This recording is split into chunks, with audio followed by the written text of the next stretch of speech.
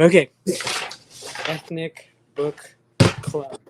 Ethnic Book Club. Would you like to share where the name came from? Um, did you start recording? Oh, we're live. We are Yeah, live. we're live, dog. We're We're live. live. That's what's up. But the name, I'm trying to get in the center of this camera right here, and here I am. That's perfect.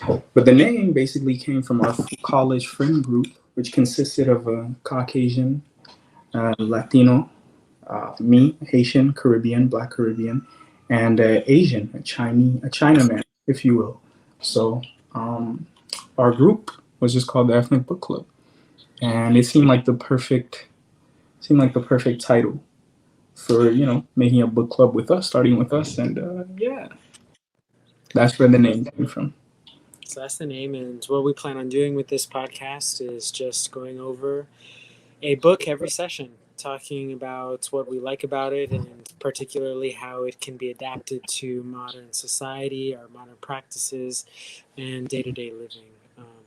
What lessons can be applied from it, and the things that we see that are mirrored in modern Exactly. society. We're only So, going to talk about, sorry to cut you off really quick, but we're only going to talk about books that we absolutely love and adore. We'll put a rating to them, off of that kind of scale. So if you just imagine it being very high, but like, if it's a 1 star out of 5 stars, it's still a good book. mhm, It's just not the best of the best. right, facts. But anyways, what's the first book we're going to cover? The first book is actually the golden standard, I would say, for us, because I would say this book is almost biblical to me as far as like the lessons and how it's helped me improve as a human being. I'm not much of a fan of self-help books, but I'm a big fan of this particular self-help book. It's called The Laws of Human Nature, and it was written by Robert Greene, who was born on May 14th, 1993 in Los Angeles. He attended the University of California, Berkeley, and then he transferred to the University of Wisconsin, Madison, where he got a bachelor's in classical studies. And similar to me, he was a freelance king. He worked something like 60 to 65 jobs. He was things like a translator, editor. He was a Hollywood movie writer, actually. He got his first like real big break. Cool, Yeah, cool. Yeah, isn't super it? cool. Right. Hollywood writer. That's fucking, Right? that's It's pretty dope. awesome. It's actually interesting that he didn't continue down that path. But he pitched the 48 Laws of Power, which is his most popular book to date. Like everybody knows about it. He actually had a 50th law, which was 50 Cent had a part in that. But he pitched the 48 Laws of Power, the 50 Cent. Yep, many, that one. He pitched the 48 Laws of Take me Power. to the candy shop. Exactly. Kind of like a lolly. You're interested in licking lollipops, my friend, don't you? I'm just yanking your chain, dog. But he pitched the 48 Laws of Power to the book packager Juice Elfer. Interesting name. At an art and media school in Italy. Dumbass name, Juice Alfer. That is a dumbass name. No offense, Juice Elfers. We are not fans of your name. But this was in 1998. And yeah, that's the most interesting, some of the more interesting tidbits about him. He's still prevalent on the social media landscape. He's taking advantage of that. Anybody who's anybody is taking advantage of that, and he's no exception. So, he's made a killing on that. So you could actually follow him. Free promo, Robert Greene. So if somehow you get a hold of this recording and you get to see it, you should join us. You should come on the show and answer some questions for us and just talk to us. Unfortunately, he had a stroke in 2018 from a bee sting, so that was unfortunate. But some of his books are The 48 Laws of Power, which is his first one, The Art of Seduction, The 33 Strategies of War, The 50th Law, which I mentioned, and Mastery, and one called The Daily Laws, which he also speaks 5 languages. So today we're going to be discussing the 48 Laws of Power, which, as I said, is my golden standard, almost biblical to me, because it's a self-help book, but it's almost like it's a narrative because it's an anthology. He uses an anthology style to kind of go into detail about the laws that he's talking about. And what it is just a way to understand ourselves, human nature, the principles that guide us, so we can see it in ourselves, so we can like fall out of those pitfalls, like not fall into those traps, those things that hold us back in life, and so we can recognize them in others, so we can have more empathy, A, and B, just not be manipulated by other people, used by them, fall victim to those things, because we miss like a lot of opportunities when things like that happen. So very important concepts that he has covered. But it's a very lengthy book. It's pretty big. I wanted to go really into it. And in order to do that, I thought I would break it down because it has 18 laws, 18 chapters for 18 laws. So I broke it down. We're going to do 3 episodes. And the first episode is going to be on the first 6 laws. Those being master your emotional self. Well, I'll just state the laws. It's the law of irrationality, the law of narcissism, the law of role playing, the law of compulsive behavior, the law of covetousness, and the law of short-sightedness. Short-sightedness. Those. Okay, can you say those again? So I'm taking notes via the comment section so that people in the stream, they can kind of have like a documented form of what you're saying. So the first law is what exactly? The law of irrationality. The second one is the law of narcissism.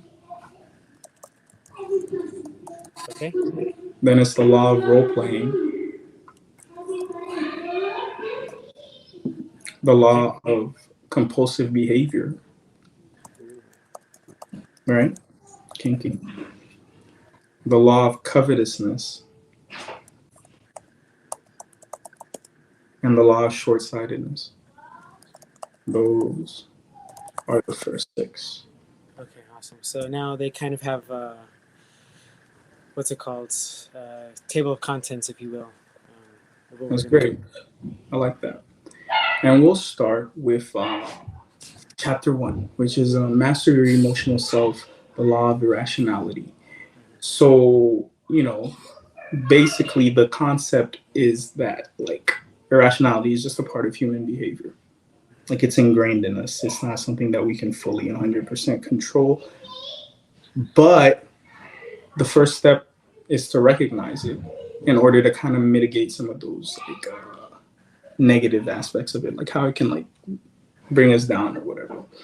But we make like most of our decisions based on emotion and emotional reactions, and they have no association with logic. So we make a lot of irrational choices because of that. And like I said, he uses a lot of characters in his books, and he uses them as kind of examples. And one of the example that he used was Pericles, who was an ancient, almost said ancient Spartan, but he was an ancient Athenian. He was a statesman for them, and he was like a big deal. He was kind of a big deal, but he was kind of a badass statesman dude who didn't come to power like every other Athenian. By stepping on people on his way up, and by like taking advantage of the lower class people and whatnot. He did it just through sound reasoning. Like he was like a modern day. Who's that? Who's the prime minister of Canada? He was like a Justin Trudeau type, but not as pretty, I guess, because he was just intelligent, reasonable, and just did the right things. And he gained power through those methods. Yes, because he was like almost a paragon of virtue because of that. So what Greene described his state, like he said, Greene described him as having mastered his inner Athena. And Athena was the Greek goddess of wisdom, of just like intelligence, things like that. So he mastered his ability to like see deeply into the future and to like think several steps ahead on things and to not react in the moment. So like Pericles' story, hold up. I took some notes. I'm just gonna look at them. Okay.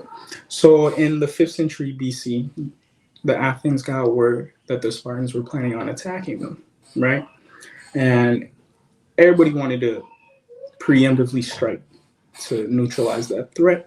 But Pericles, being of sound logical reason, he encouraged the leaders of Athens to just like show restraint instead of attacking. And because he knew that if they attacked and if they acted on emotion, they could start a full-blown war. which, the Spartans were no joke. I don't know if you guys saw 300, but they weren't fucking around. So, No, so they went hard. but so he was basically the one stopping them from making the foolish decision to start what would be known as the Peloponnesian Wars, right? And then he died after the plague. As soon as he died, they fought Sparta. They went to war with Sparta, and it practically destroyed them. Like, really, I'm pretty sure there was a period in history where they were kind of like enslaved to Sparta.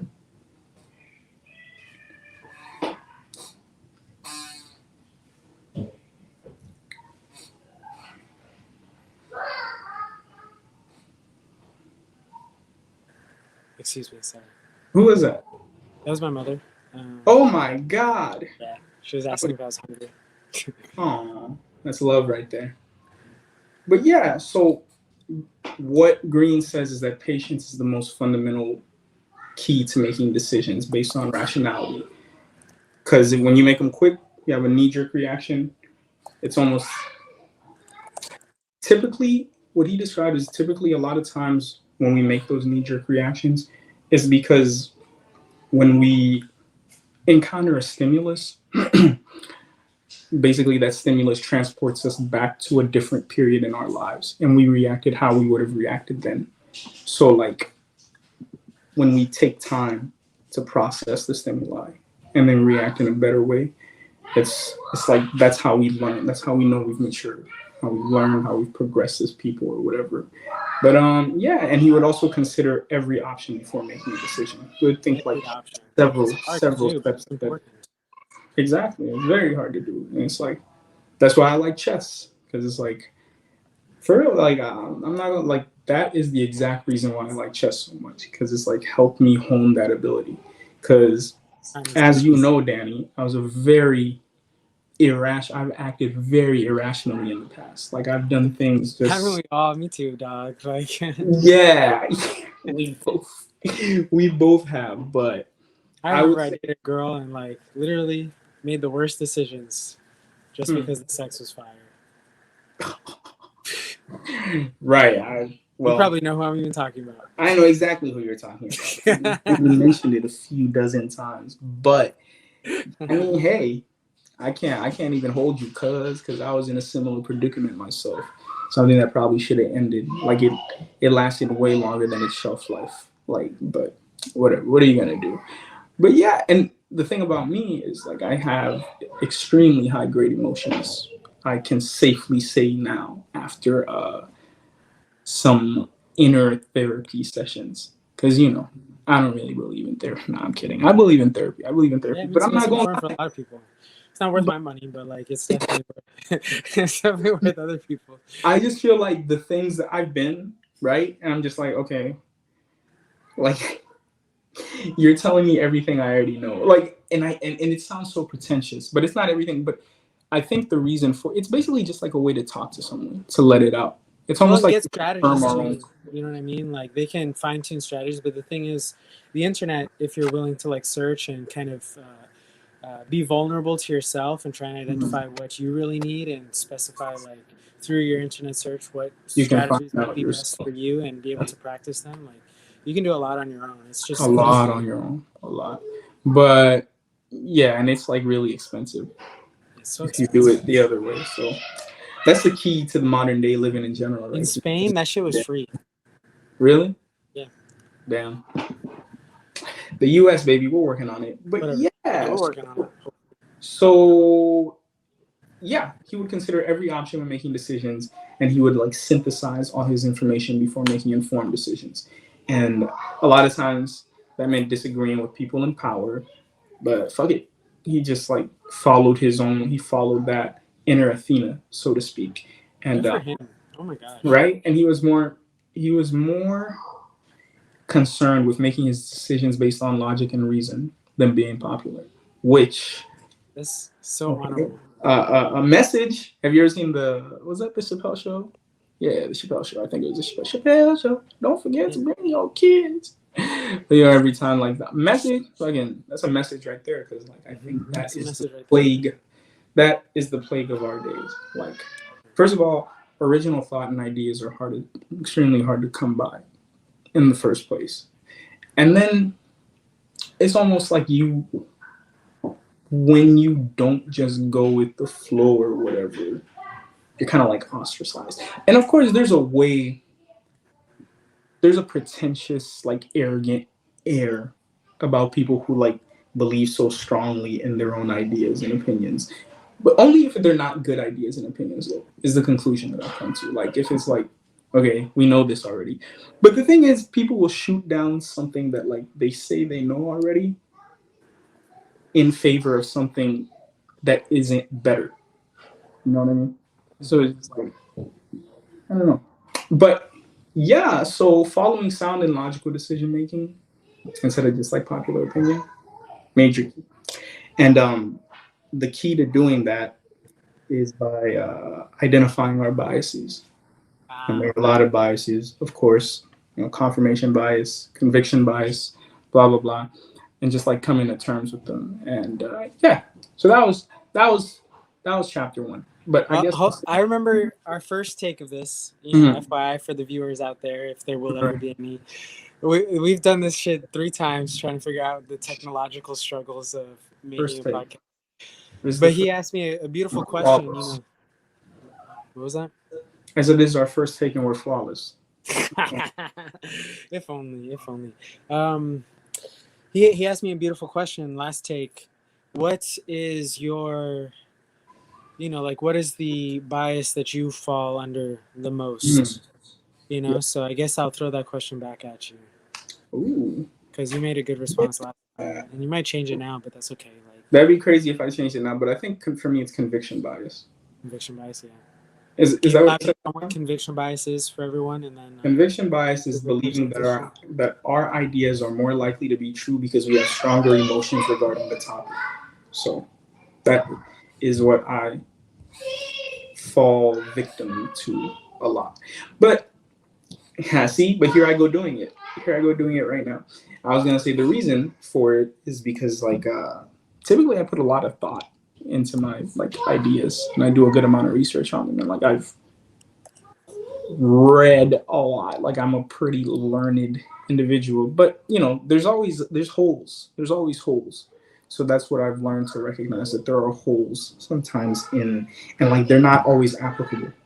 There aren't any one size fits all ideas. I think that might be a key to like avoiding conviction idea bias, just like understanding that. What would you say is yours?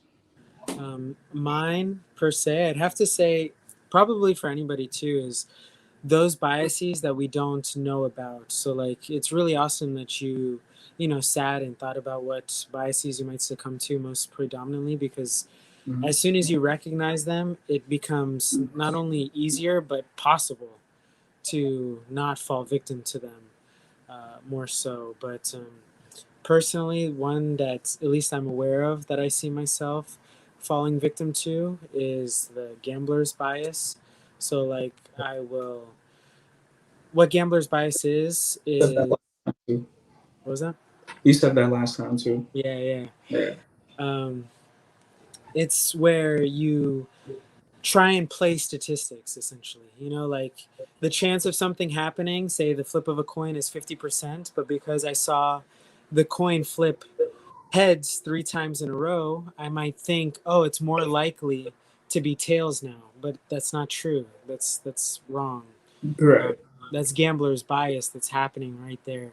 It's equal chance. You know what I mean? Every, Over a long period of time, sure, they might blend out to a more even proportion, but like in that moment, it is still 50-50, unless something happens. And yeah, I do that in school. Like a lot of the things that I have in my classes per se, like in physical therapy school, is very subject to the emotional stance of the professor in that moment.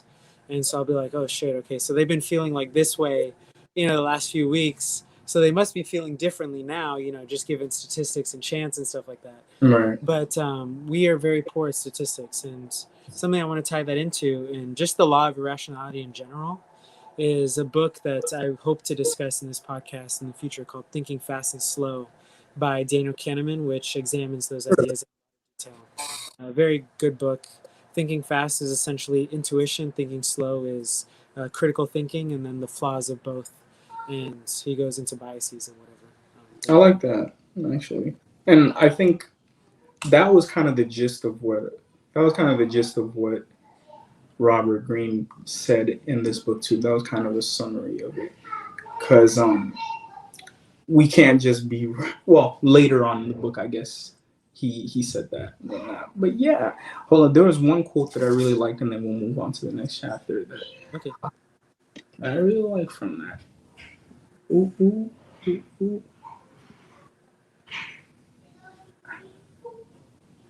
But it was something along the lines of an emotion is the grandchild of a judgment, and often not a child of our own. So, wait, real quick, audience. Take your time.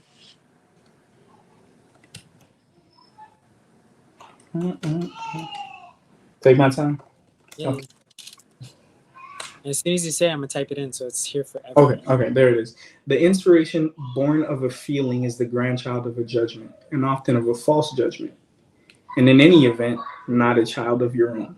So to trust one's feelings means to give more obedience to one's grandfather and grandmother and their grandparents than to the gods which are in us, our reason and our experience. Nietzsche. Nietzsche was that guy. He was that guy. That's some fire He shit. opened up a whole world of thinking. You know what I mean? Whole world of thinking. It's unfortunate he was, common misconception. People think he was a Nazi sympathizer, but it was actually his sister who owned most of his estate, so she used his estate to, help spread Nazi propaganda. So that's why he became associated. He was associated with Nazism, but he wasn't actually like a Nazi. Things like that. Yeah, I tried to actually post that quote in the comments, but I don't know, I just had an error. Fuck it. But yeah. It's okay. But okay, chapter 2 was to transform self-love into empathy, which is the law of narcissism. We all know what it is. We're all narcissists at the end of the day. That's Say hi to my friend Sierra. Oh my gosh. Hey Sierra, how you doing? Hi. I'm good. How are you? I'm good. I'm pretty good myself. Did y'all go blonde together? No, I was already blonde. He wanted to copy me. Okay. So you're his inspiration. Gotcha. I'm his muse. His muse. All right. But yeah, so basically we're all narcissists, right? But in order to function well in society, you have to be there's a functional narcissist where it's just you can kind of not turn your empathy on and off, but it's a healthy middle ground where you're not too connected to where you can't feel your own emotions and put people over yourself and whatnot.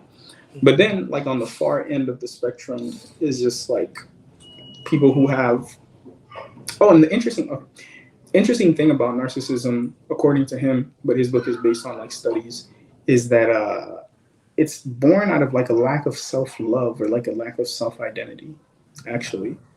Right. So it's always anxious about kind of protecting yourself in a way.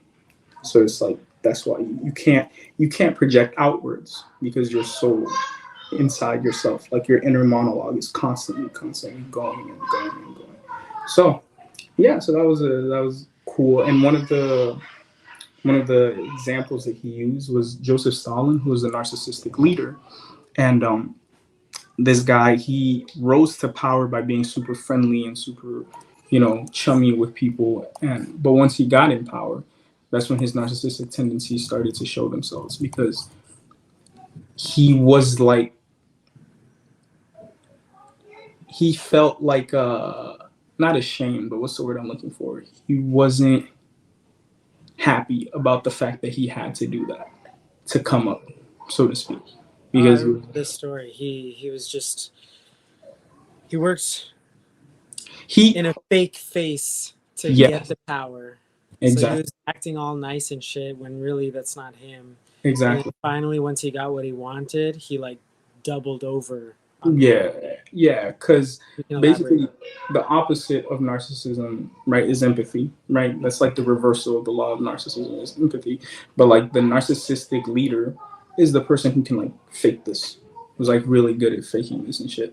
So one of his things, what he said actually to recognize these people and not to let them like dig their claws into you was to just be wary of people who are too super chummy with you before actually getting to know you. And that's That's real. very That's good legit. advice, especially for living in Fort Myers. Well, you giving out your geographics. Oh no. But no, it really is. And especially I would say for relationships, especially too. Like anytime someone's like coming on too strong or whatever, it's like and that's why girls hate that shit too. But it's like you coming on too strong, you clearly like you must want something and it's like Yeah, usually we're just not here for. a connection or whatever. So it's like yeah. But yeah, so that was a good the example of the narcissistic leader and the positive example of someone who like was able to turn their narcissism outward and into empathy was Ernest Shackleton, who, as we all know, was a famous Arctic and Antarctic, I don't know, famous Arctic explorer, right? But basically, on one of his last and most famous expeditions, him and his crew were stuck on a glacier, and he basically had to be extremely in tune with everyone's mood every day to keep them alive. So, like, he had to, anytime he felt that someone was too tired, he had to know how to, like, mitigate their suffering in a way, but, like, without making them feel bad about it, so to speak. So, and the quote Empathize, that like you said, the opposite of narcissism. You have to opposite of narcissism, feel what they're saying, feel what exactly. they're feeling, and be able to make them grow from it. 100%. The quote that he used, actually, Greene used was, I do not ask the wounded person I do not ask the wounded person how he feels or like what he needs. I become the wounded person. So that was like a cool quote. I was like, that basically encapsulated all of it, summarized all of it. Just like putting yourself in other people's shoes. And I think the first time you actually told me a story about someone who kind of faked narcissism with you, right? Because I think that's a thing too, where people fake, not narcissism, fake empathy.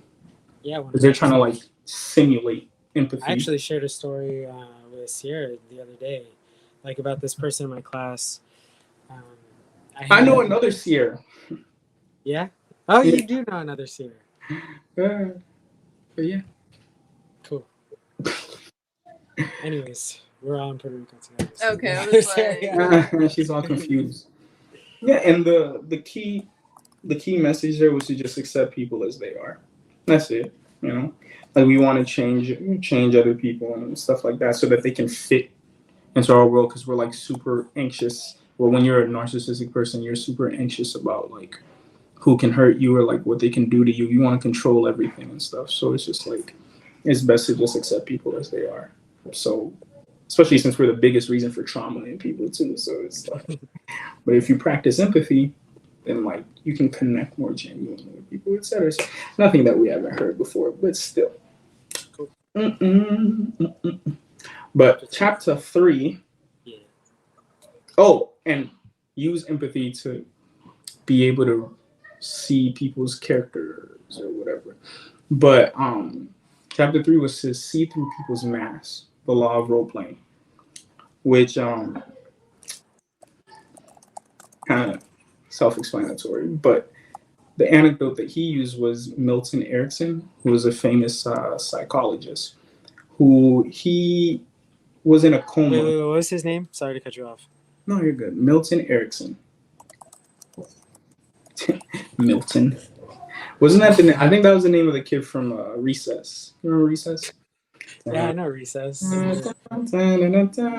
Yeah. Dorothy name. So this man would have been doomed to a life of just like being bullied if this seemingly terrible thing hadn't happened to him. Actually, he was in a coma, so he was laying down in bed. This was like in the 19 whatevers. It's funny I say that we were born in the 19 whatevers. You tell Yeah. someone in who was born in like 2003, what year you were? 19? 19? Born in 19. She was born in the 2000s. I was born in Really? 2000. That's crazy. So we're just fucking fossils to you, huh? In her head, we used to like walk with overalls and shit to school. We lived in the Tom Cruise, Huckleberry Finn and Tom Sawyer era. But Milton Erickson, he was in a coma. He could see and hear everything around him, but he couldn't move. So is that a coma? Yeah, that's a vegetative state specifically. So not necessarily a coma, but vegetative state. Yeah. So he was vegetated, like you said, and he just became like a master of reading people's body language and understanding different tones that people use, because constantly he would like hear his siblings and people coming to the house and whatnot. Just like he would watch them and observe them. So he noticed sometimes that they would shake their head when they really meant the affirmative, like when they meant yes, or they would like nod their head when they actually meant no. He noticed when like they were talking to each other, but they weren't really interested in what the other was saying. So like he noticed the expressions of boredom and things like that, the body language, how the body would close. So he just took that skill set and became a doctor, became a psychiatrist, and he just got really good at reading the different ways that people walk. Basically, the gist of this chapter is like we don't utilize nearly enough the most important language of all, which is like body language. We don't pay attention to that shit. We don't pay attention to people's facial features, like, and a lot of times it's because of the previous law. We're too absorbed in ourselves. I'm not gonna lie, it's something that I fall victim. Facts. So I'm not gonna lie, I fall victim to that myself because sometimes I'm like embroiled in my own inner monologue. I don't even notice shit that's directly in front of me sometimes, or like the way that people will tell you everything you need to know. You don't even have to ask sometimes. You literally just pay attention to their body language. So 100%. that was. I feel like this problem is compounded, however, because of like the growth of social media and like communication via text as opposed to actually face-to-face communication. You know what I mean? Like, we are so fixated on the language, the written language or the spoken language without the right. But you know what I think? Body language. Yeah. Okay. And facts. And I don't know if it's a symptom or what's the opposite of a symptom? Cause. Cause, yeah, etiology. But I would say that it's like we've lost the impetus. We don't even like want to anymore. Like I guess like what you're saying, but we've lost the skill set. So it's like we don't want to convey through body language anymore, or like because we don't really know how to, because it doesn't feel necessary. I don't know, but maybe it's just more subtle. Maybe it's like so super subtle now that it's just like emojis. But so much gets lost in translation when shit is too subtle. You know what I mean? So it's just like, how do we make up for it? 1 second.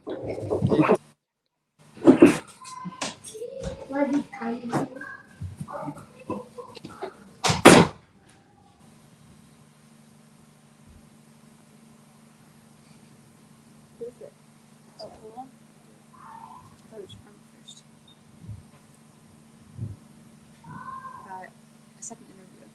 Second interview. Good for you. That's like pretty good stuff. I know, I'm excited. I'm honestly just like doing it to see if I like would have been able to get the job, but I don't think I would be able to like move there. And it's just like a lot of money to live there and not very much for the job. Gotcha. It's not like the pay ratio is not like that. And it's pretty cool though, because I got kind of excited because like they were telling me that their water sports program is completely new. So like whoever gets the position would be like in charge of like creating the entire program. Yeah, that's a lot of power. I know. I'm like that was so fucking cool. So cool, yeah. Like they haven't even like finished building their dock yet, and like they're still like waiting for their kayaks and their paddleboards and shit to come in. So like it's literally fresh like kayaks. Yeah. It's like that would be so cool. And if you did it, I could go visit. But like $18 an hour in St. Augustine, shit, you know? Yeah, I mean you can just like live in a town. I honestly was looking at like trailer parks and shit to live in, but like a lot of that stuff is like $55 up, like it's still quite pricey. Can't I wear don't some know. makeup, make yourself look old, or Right. If it's like meant to work out, then it will definitely work out. Yeah. But like, you're just not a- gonna push something that's not gonna. right. That's not right. Yeah.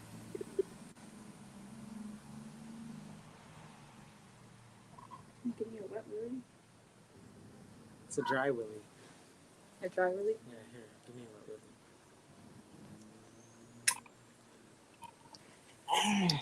Ew. You told me to.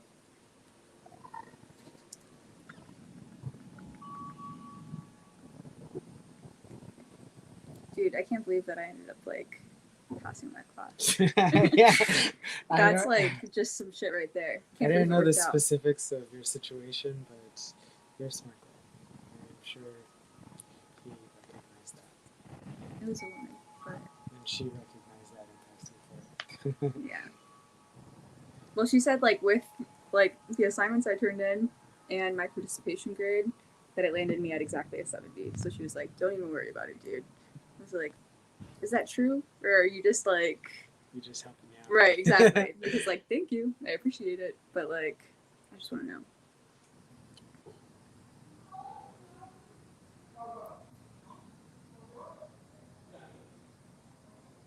Did you hang out with your friend earlier? She didn't even like text me or anything, which honestly, No surprise. not a surprise, but also not worried about it, like not upset. You know what I mean? Gotcha. Understand. Like, What up, gang? Oh, Hello, Doug. fortunately, we can edit. Yes. I'm It's just my- gonna leave it. You'll hear our conversation. Did you hear? When- Did you hear us singing "Happy Birthday"? No, I did not. It's someone's birthday? Wow, you're having book club through a birthday party? It's not a birthday party. Oh, committed. It's my cousin's birthday, and she's 8. The party's on Saturday. Gotcha. Yeah, the grind don't stop, boy. Right. LOL. But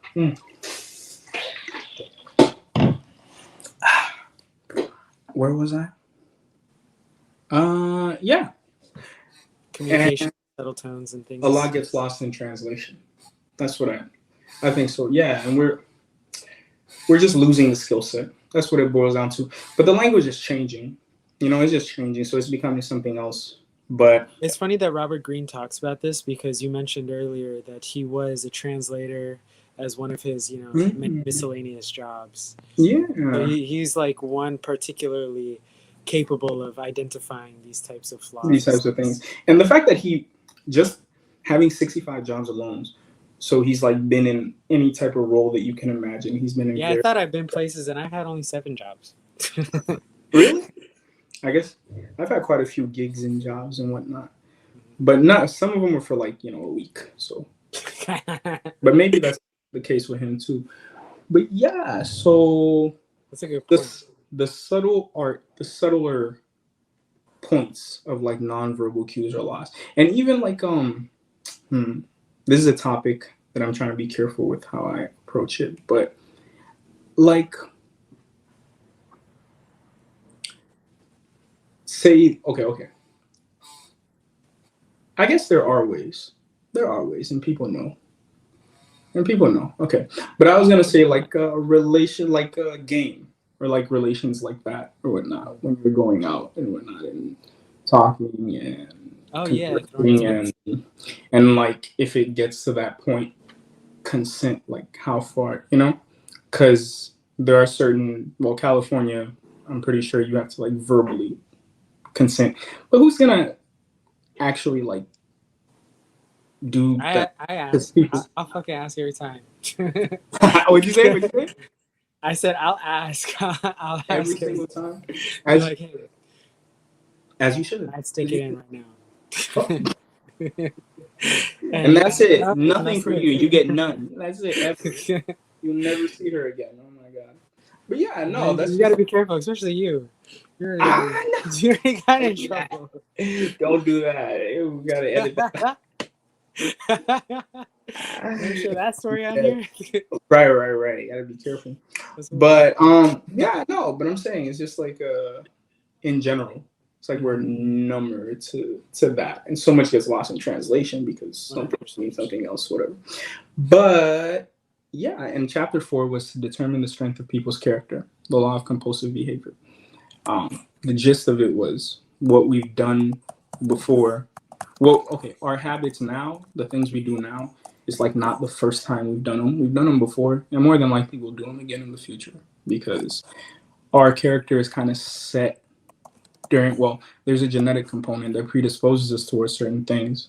And then, sorry, based on how our parents raise us and the type of attention that we get from them and the esteem that we're able to build from that, there are certain characteristics that are set in stone for us too, right? So the goal isn't necessarily to change your character because your character, especially at a certain age, is kind of like molded already. The goal So is as to an like, adult, you would say. So as an adult, don't try and change your character. what was that? So as an adult, would you say do not try and change your character? Not necessarily change it, just mold it, form it. So like turn your So weakness, how do you differentiate those two terms, like change and mold? Like what's the because a difference? lot of times people try to go in the exact opposite directions instead of, okay, so an example that he used was like a sculptor, right? Their goal is to take away as little as possible, like nick away as little of the marble as possible with each like hit or whatever, because that's the way that you can like shape it the most, the best. You can shape it most to what you want it to be and whatnot. So yeah, just little by little, turn your weaknesses into strengths, and then like enforce your strengths. That's all. So that's how I would differentiate. Because I think a lot of times people almost like a reaction, as a reaction, especially when someone makes you aware of your negative characteristics, you just try to like go in the exact opposite direction. But no, like it'll conflict. It'll conflict with who you are and whatnot. Like if you're an okay, for the most deeply ingrained characteristics, I mean, of course, like if you're an empathetic person and then you see that people use you because of that, you can't just try to turn the exact opposite, because what's the exact opposite? Narcissism. So that's not, you know what I mean? So it's like, because a lot of characteristics, they're not necessarily the weak ones, even they're not necessarily bad. They're just like too much on one pole, like too far on one end. So it's just like you want to bring it back to like, yeah, just finding a happy medium. Yeah. How I think about it actually is NBA 2K my player. Um, You've never played it, but yeah, that's fun. whatever. Anything where you can customize a fighter, right? Say you Yeah. choose to, but a player. But in 2K, there's a my player mode. You choose a type of player, right? You choose their position. First, Do you they choose their medium position. fast? Do they have 3 pointers? Are there more dunkers? Yes, exactly. The 3 pointer will always be slow and not super athletic, is what I notice, right? But like there's a role for him. Like he plays great. Like he's a great spotter He racks shooter. more points than anybody Racks more potentially. points than anybody, and he's usually better at defense. And you can still get the athleticism Up. up there. Up there. It's just like there's a cap on it. He won't be as whatever as athletic as a playmaker or whatever, but he'll still be very. He can still be very athletic, and he can still be an overall better baller, better hooper. So that's. But if you're like as a person, recognizing those strengths and weaknesses in yourself is important, because if you're not super athletic but you're like wasting all your time trying to get a 45-inch vertical, then like whatever, like if you're a hooper, you're So, missing. so what you're trying to explain reminds me actually of a fighter. His name's Nico Price. He comes out of Cape Coral, Florida, and Mm-hmm. he, by virtue and like from his natural characteristics, who his person is, he's a great jiu-jitsu grappler. Mm-hmm. But the thing is, when he would compete in the UFC, he would match other people's style. So if you were a kickboxer, he was only going to kickbox you. Even though he knew he'd probably fuck you up in jiu-jitsu and try and keep it down, he would forget about his jiu-jitsu and just try and kickbox you to master his kickboxing. So it was more of a learning experience as opposed to like a winning toll. And so like his record was on and off because of his strategy. But the thing is, he was able to build himself up quite high because he was molding himself, like you were saying, and not changing himself. he always had his jujitsu to fall back on whenever like someone would kind of catch him off guard and kind of start messing him up. But like,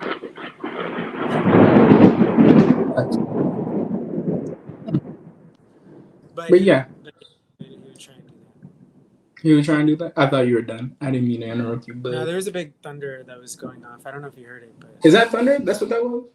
yeah, that was thunder. It was lightning storm. Yeah, little Florida. It's day. It's Oh, it's not daytime. It's like midday, not midday. It's 7 o'clock right now. But this time of year it should be bright and sunny, like shining through here. My face should be illuminated by the sun. Damn.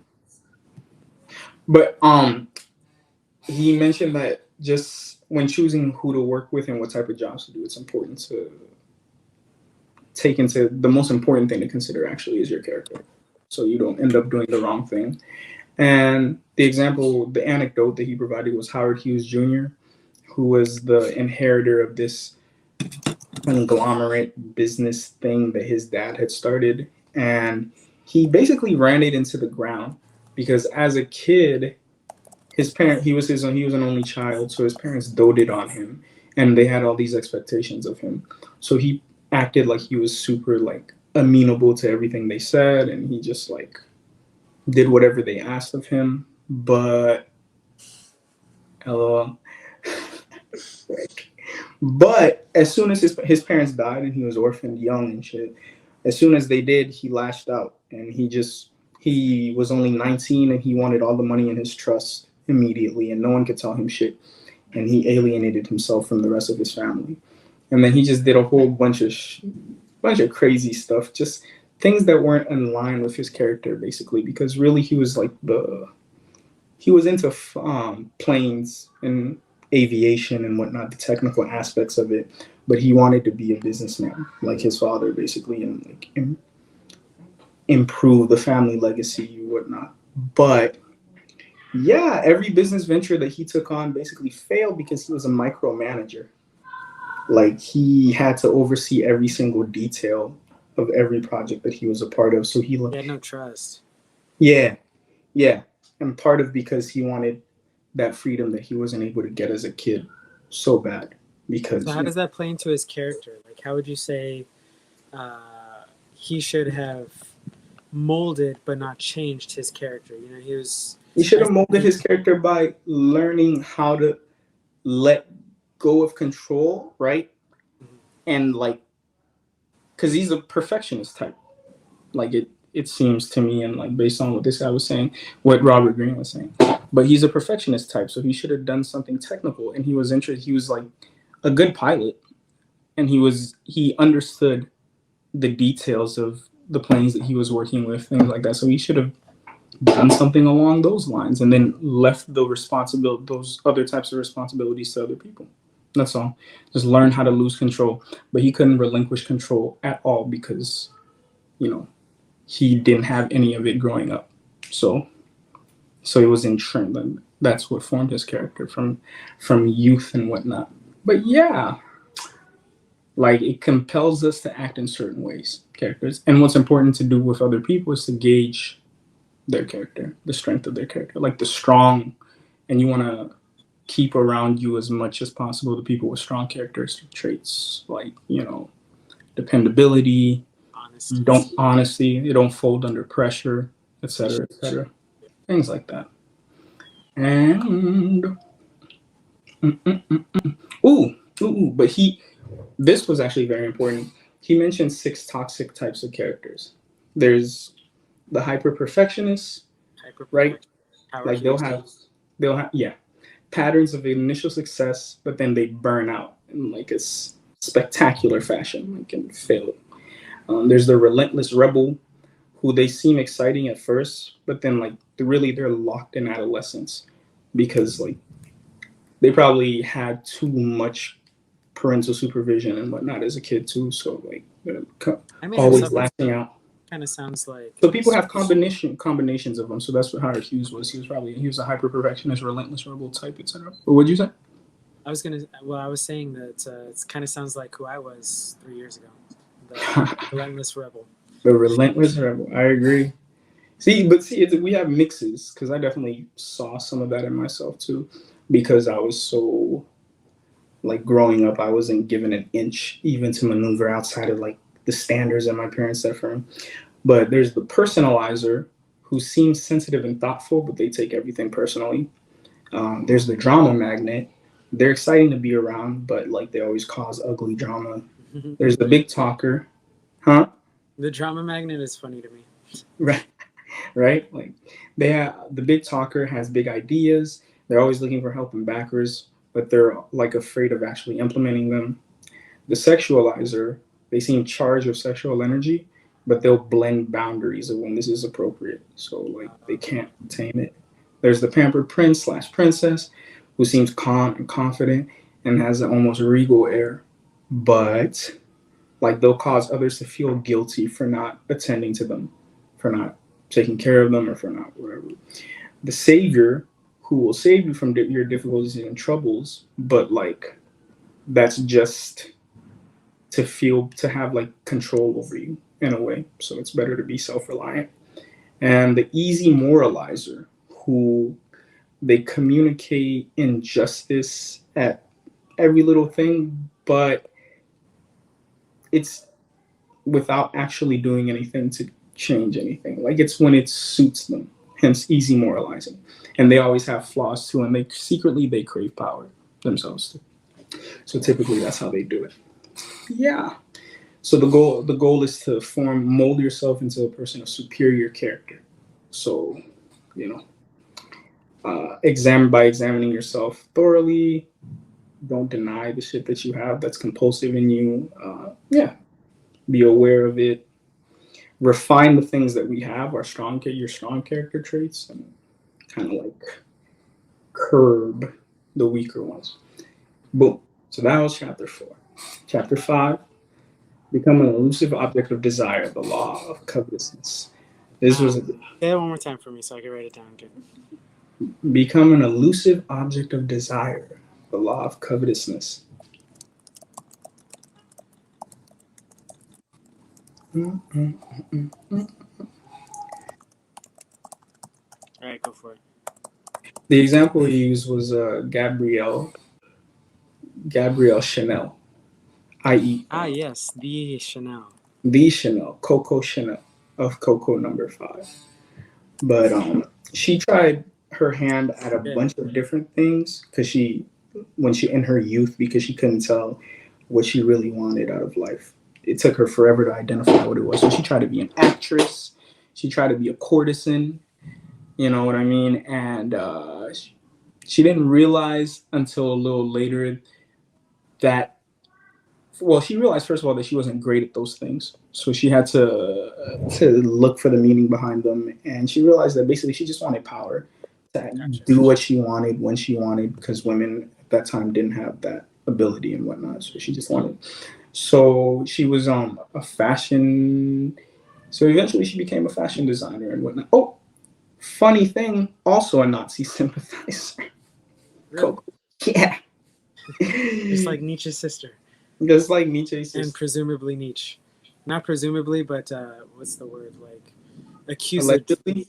Allegedly, yeah. Allegedly. But, allegedly. you know, I wonder if it's because, I wonder if like a lot of European women actually were secretly sympathizers because of the clout. Them boys had that clout. You see them Z's? On that band, boy? Yeah, they killing people. Damn. That uniform fire. Like when they see that swastika, they swoon. But the swooning for swastika. The swooning for swastika. Shit. But yeah, so she basically, when she created her fashion line or her fragrances, she would obscure them in mystery. In a way, she wouldn't let people know exactly what they meant, and she kind of like curtailed the styles to something that people just wouldn't be able to easily identify. But she also made it perfect for the time, because women in general were looking to express themselves more and were looking to feel more free, liberated around that time period. So she made styles that were almost like today's analog would be the sporty trends, like the sporty athleisure, I Oh, guess. So it was athleisure before athleisure, things that they could move in, things like that. So yeah, but almost you more want to be, masculine clothing for women, right? yeah, basically, but without sacrificing The femininity too much. It's just obscuring and blending the lines a little bit. yep. Because that's what's hot. Like that's actually what's hot too. Because Yeah, I mean, I find it very attractive. mm, but Robert Greene says you should be an object of desire, and instead of focusing on what you want and covet in the world, like train yourself to focus on others, their repressed desires and unmet fantasies. Because like when you give people what they want, especially when it's what they don't know they want, like that's when you can identify that, when you can do that, that's when you like have all the power in the world. Not necessarily, and then when I say power, I don't mean to manipulate necessarily, even though a lot of times that is what you use it for. Like not wittingly, maybe not necessarily towards a negative end, but yeah. And he mentioned actually the specific chapter that that's one of the things that's wrong with the world today. We all think that like we're supposed to be super honest about everything all the time and about the things that we want, et cetera, and not hide our motives. But that's, yeah, it We want kills every desire. It The kills law of desire. covetousness is saying that we, no matter what we get, we're going to want more. And I would actually Exactly. like you to elaborate on that specific idea if you can. What was that? I would like you to elaborate on that specific idea if you can. You know, like the fact that it is in our human nature to want more, no matter what we get in our We always possession. want more. Yeah, because it's the pursuit. We all suffer from the grass is greener on the other side. And it actually stems from, it has an evolutionary basis because, yeah, because we constantly had to be seeking new shelter because we are nomadic creatures. So there was always that underlying anxiety of imminent death on the horizon. So we'd have to like constantly be seeking better shelters, better ways to survive and thrive and things like that. Because the moment that we stopped, that was the moment that we were in stasis and we would just like probably cease to fucking be, probably get eaten by a mountain lion or something. Get eaten by a So mountain lion or be no different than, just like other animals. exactly. Yeah, the fucking Australopithecus or whatever still be that. So yeah, we can't. So that's ingrained in us that we always want more, and specifically, we always want what we can't have, which is why it's important to be an object of elusive desire. Because and in dating and everything, no matter what, it's just like if people think that other people want you, then they want you. It's just a law. It's just facts. Like if it seems like people want you, you will be desirable. So that's one of the points that he mentions too, to create that air of desirability, to make it obvious, but not without trying, that you have a past of people who like were coveted you, so to speak. So yeah, Kind of difficult. It's almost like it's like a skill. it is a skill, as a matter of fact. All But of their skills. all of them are skills. But in this day and age specifically, it's a very like sought after skill because, like I said, 15 Seconds of Fame, Sharkeisha, Ontario. Like no, but because we're like being told that it's more virtuous to just be honest and just be completely straight up about what it is that we want and shit. Like, and that's not. I'm not gonna lie, I fell victim to that. Not fell victim, but it's like I didn't realize until it took me a long time to realize that okay, you can't you can't. This caveman esque, really. Like it shows a lack of grace.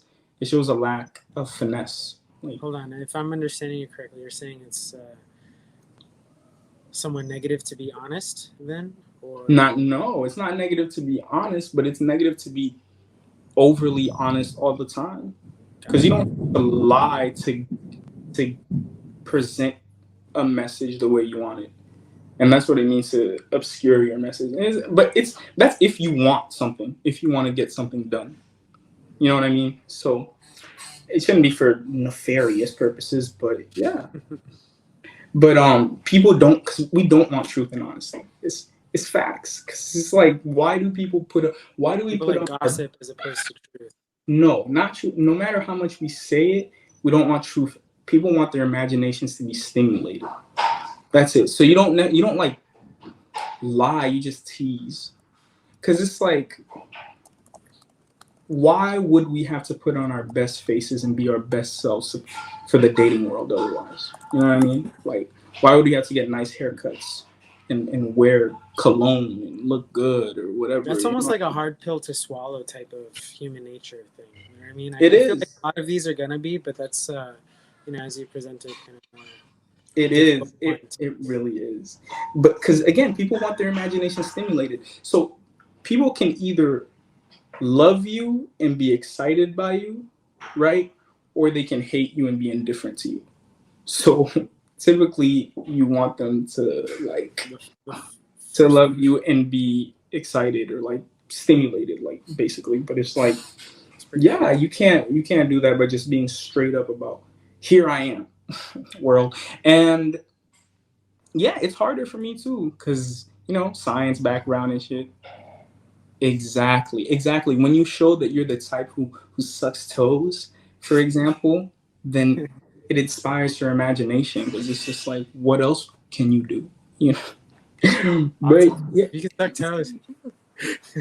Suck a lot now more she's toes. interested. She's interested in those things. She's like, oh my god, he might eat ass. So I never had that before. So, because and there it is, the law again. She ain't never had her ass eaten. She might hate it, but she She don't wants have it anyways.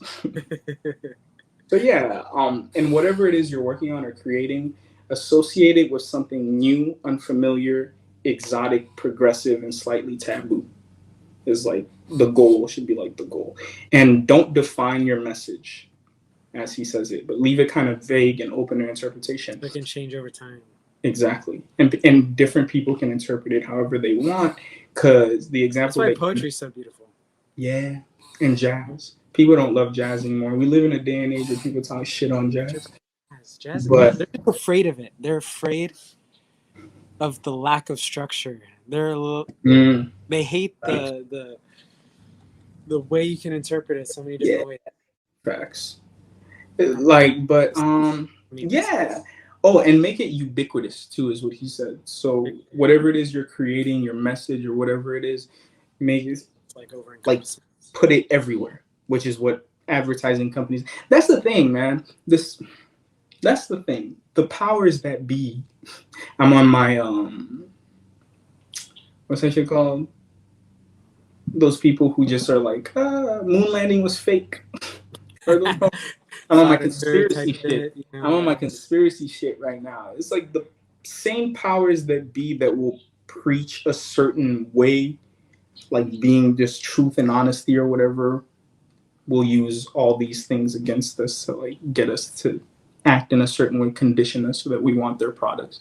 Obviously, like because they understand human nature is something that's been understood for a while now. So yeah, yeah, you want your project, your creation to be seen everywhere and desired by others. So that was that. Those are like the keys to human nature for that one. And oh, the last thing that he said, which was really interesting, was don't swallow the easy moralism of the day, which urges honesty at the expense of desirability. Like, don't swallow the easy moralism of the day, which urges honesty at the expense of desirability. Go the opposite direction. So people who don't, I need you to elaborate a little bit. I'm not understanding it completely. So I probably shouldn't use his words, but don't fall into the trap of just sacrificing honesty for desirability based on what people tout as morality when it's not really like a moral thing. true more. It's just a societal standard of morality.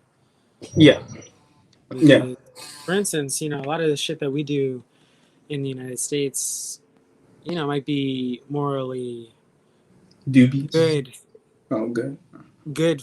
compared to like this society. For instance, like giving, uh, like drinking from water bottles, is morally good to be hydrated, etc. But like, it's actually if you look at it from another standpoint, bad using all the plastic instead of just drinking water. Mm-hmm. I don't see how Drinking. it's related, but I get the point. Well, how's it related? It relates, from what I understand. I'm just trying to understand the Please. idea, but don't throw all your coins into this basket of doing what's right, because in like some maybe broader sense or some more specific sense to your own virtues, like it could be actually wrong and go against your base desires. So for instance, if your base desires are to be helping of the environment and be helping of your health and be helping of lots of things, you know what I mean, like what is socially moral would be against those desires. Okay. No, I get it. I get what you're saying. Yeah, she has a comment. I feel like it's more so like I'm thinking about it like Roe versus Wade. So like people think that they're having this like super helpful idea of like getting rid of abortion because this is what God wants, but like really you're taking away the right of women all over the world or women all over America. So it's like you're sacrificing, or you should be sacrificing probably, your idea of what you think as an individual is what is true to help out the Okay. the For the society. greater, right? Yeah, for the bigger picture and whatnot. I feel that, and that is the spirit of what he's saying. Because like people will just use whatever message they want to fucking move their ideas along, to move their agenda along. So that that Roe versus Wade and the Christianity blah blah, using that to justify it. That's like it's almost caveman esque because it's not subtle. It's not subtle at all. It's just like don't do this because it's wrong. Like you know what I mean? So it's just not subtle at all. So that's why so many people are against it too. Besides the obvious reasons that it's like doesn't. I don't think it benefits society as a whole. I mean, I guess we need time to know if it benefits society as a whole, but I don't think it would. But anyways, it's just yeah. So it's just not a pleasant message because who wants to hear that shit? Who wants to hear that shit? Like No, you first, can't make decisions. That's it. Yeah. Wow. right? But and his keys to being an object of desire are to know how and when to withdraw, to create rivalries of desire, and to use induction. Induction being incorporating desire by giving the impression that like you're revealing secrets that shouldn't be shared. So it's just like, ooh, I don't know. I might eat ass. I don't know. I've heard it's nice, etc., etc.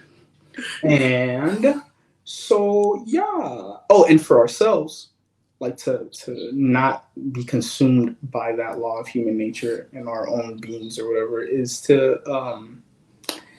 focus to alter what it's possible to alter right now instead of trying to constantly being focused on better basically and to learn to enjoy that shit specifically in the people around us because the people around us sometimes have way more we have way more to learn from them than we could ever imagine because sometimes we be reading shit or watching shit that has nothing to do with our lives at all but when we exactly but when we connect with the people around us like you learn infinitely more sometimes like and that's real but in order to get them to want to connect with you you can't just be like hey let's connect.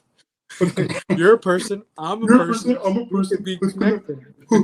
You gotta fucking, you know what I mean? You gotta get the fuck away from me, dude. you gotta be the type of person that they want to connect with. And then chapter 6 is elevate your perspective, the law of short-sightedness, which yeah, what can we say about that that doesn't seem self-explanatory, right? Oh, the example that he used was John Blunt, who was he French or was he English? He was English. He was this English.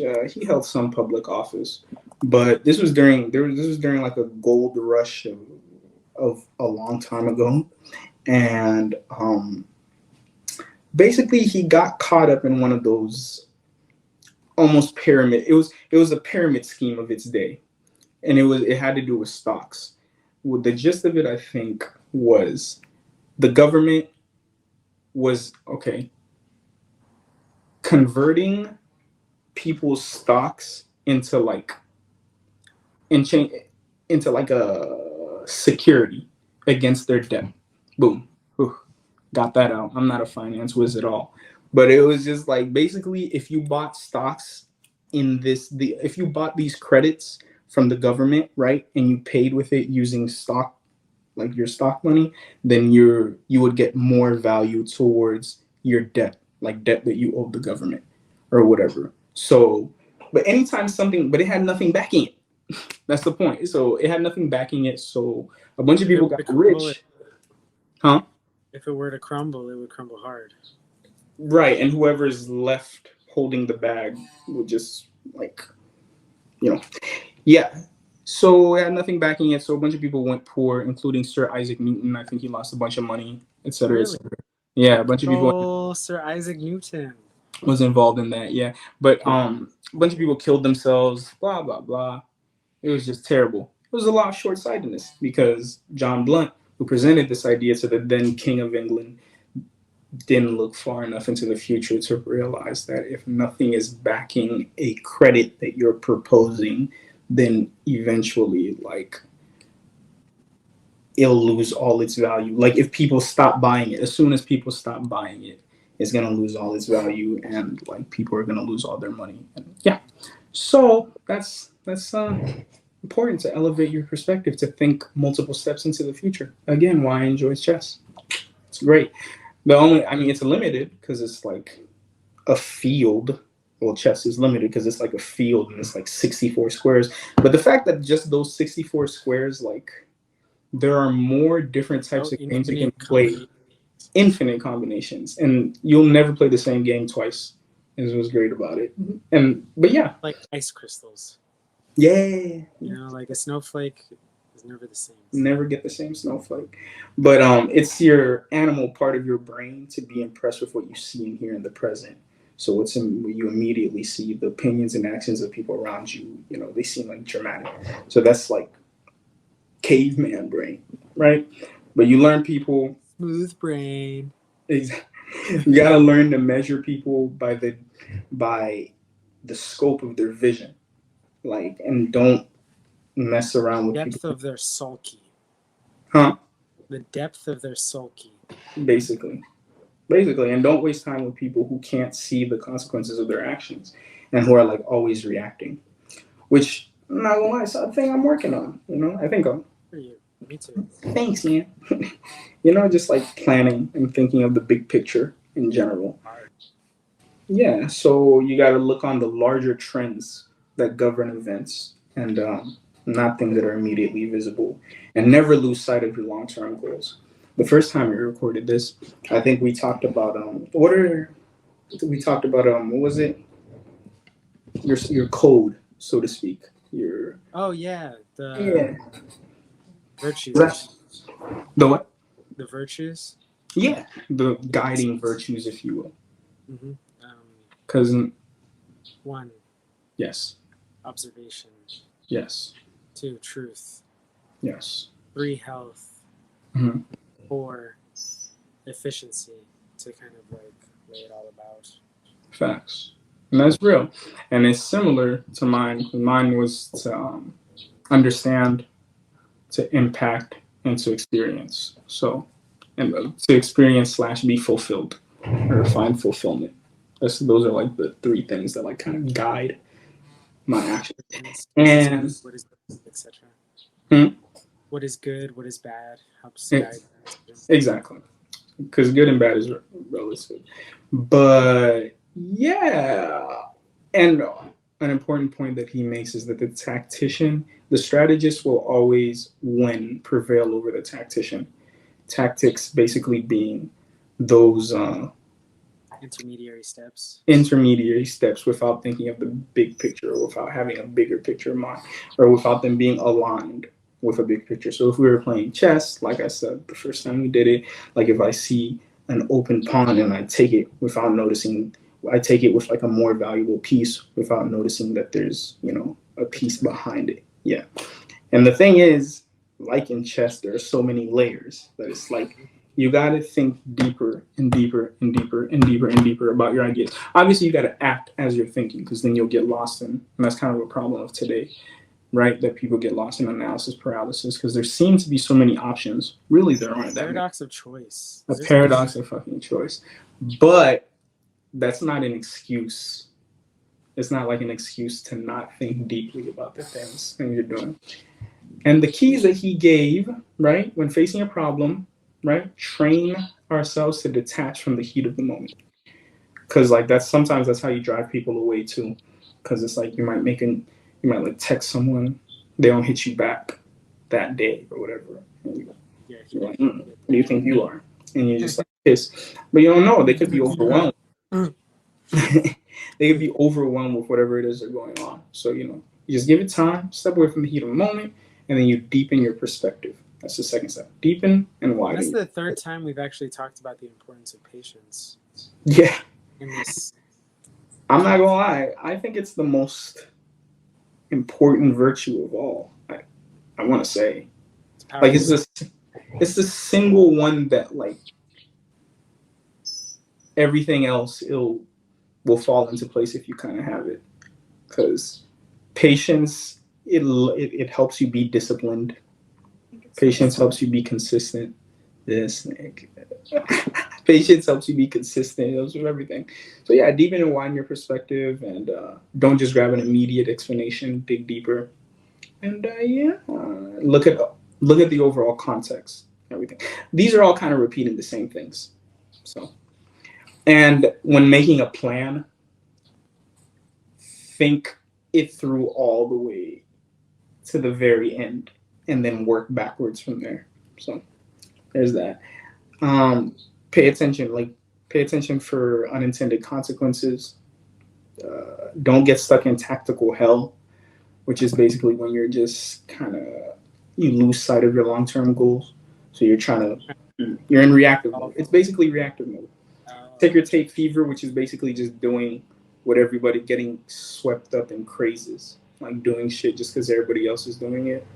And then an important one I thought too was don't get lost in trivia.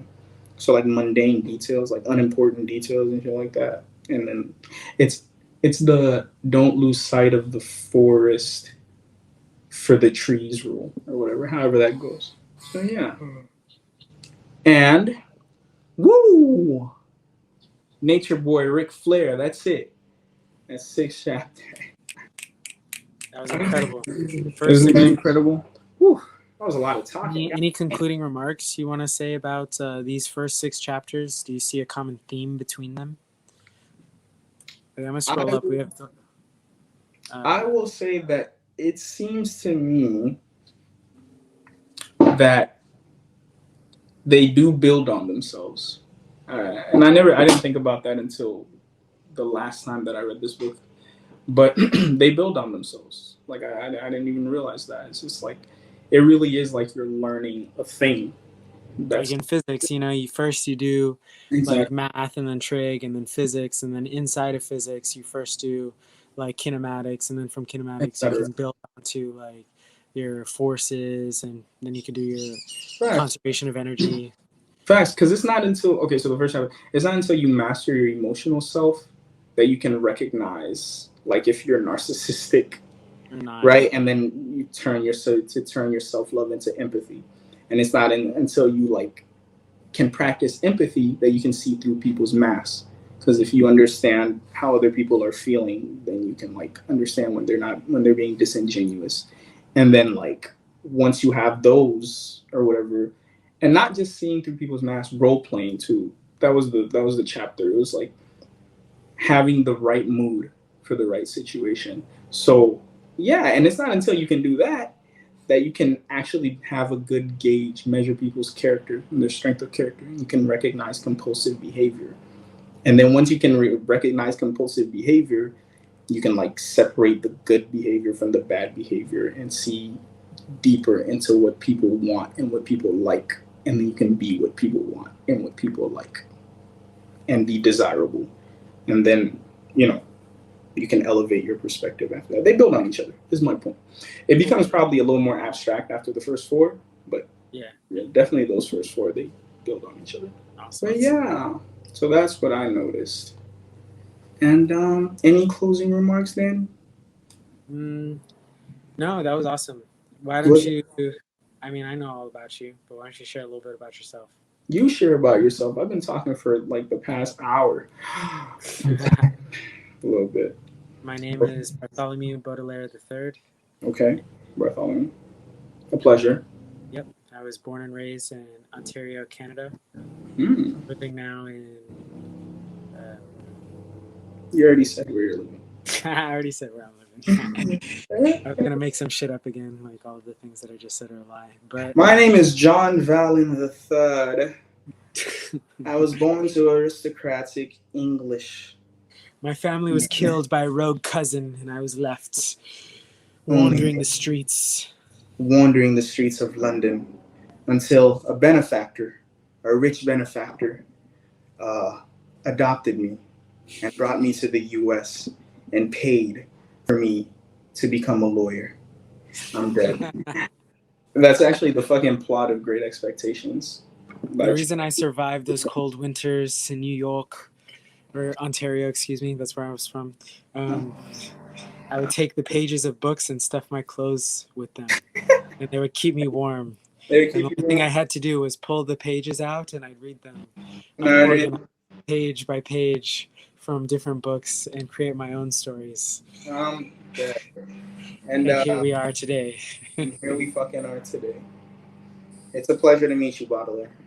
Bartholomew. Okay, cool. All right, man. Take it easy. Until next time. You know Until what I next want time. to do next time? I actually want to, because even more structure next time, obviously. But I want to do a theme song. I'm going to make a theme song. Theme song, theme song, theme song. Let's I'm going to go. record a theme song, and it's going to be the intro. I'm excited. This is going to be the best. All right, man. Have a good one. Yep, you too. See ya. Later.